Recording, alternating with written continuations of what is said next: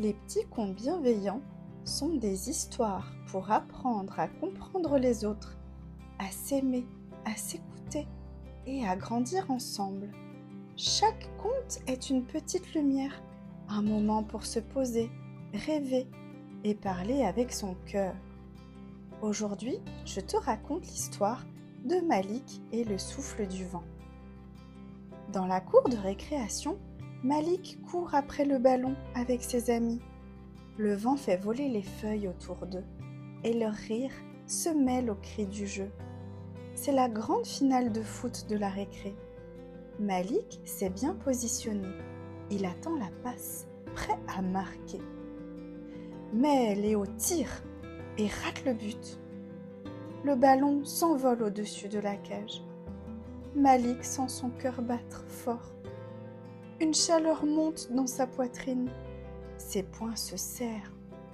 « Mais pourquoi t'as tiré tout seul ?» crie-t-il. Il sent la colère gonfler, comme une bourrasque qui gronde à l'intérieur de lui.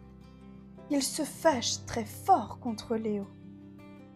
Les autres enfants reculent un peu. La maîtresse s'approche doucement. « Malik, viens un instant avec moi, » dit-elle d'une voix posée. Elle l'emmène à l'écart sous le grand platane.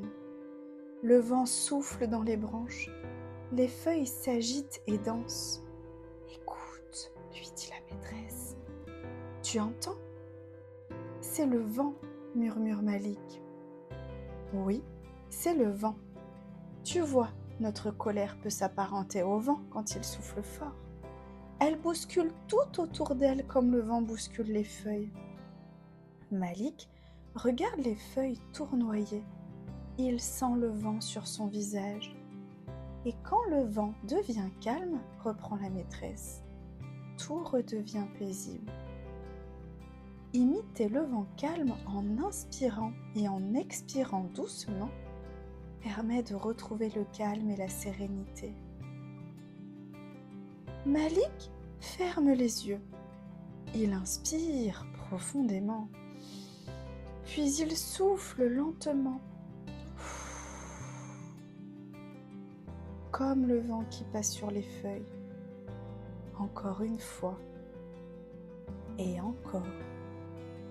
Petit à petit, le vent en lui devient plus léger. Quand il rouvre les yeux, le vent est doux, presque silencieux. Et dans son cœur aussi. « Tu vois, » dit la maîtresse en souriant, « le vent aide la colère à disparaître. » Malik respire une dernière fois, puis retourne vers ses amis. Il sourit, attrape la balle et la passe à Léo. Le jeu reprend, plus doux, plus léger. Et dans sa tête, Malik pense « Quand la colère souffle fort, je peux devenir comme le vent, calme. Il me suffit de respirer et de laisser passer la tempête. » Alors la morale de ce conte, c'est que la colère, elle est comme le vent. Elle peut souffler très fort. Mais si on apprend à respirer calmement, à écouter son souffle, elle finit toujours par disparaître. Respirer, c'est un peu comme souffler sur les nuages pour faire revenir le soleil dans son cœur. Et toi, as-tu déjà senti le vent de la colère souffler en toi ? Qu'est-ce qui t'aide à te calmer quand tu es fâché ? Est-ce que tu penses que respirer profondément comme Malik, ça pourrait t'aider aussi ? Le vent ne garde jamais sa colère bien longtemps. Il souffle, siffle, puis s'endort doucement. Et quand il se calme, tout autour de lui retrouve la paix. Comme Malik, chacun de nous peut apprendre à écouter le vent pour retrouver la sérénité. Merci d'avoir écouté Malik et le souffle du vent.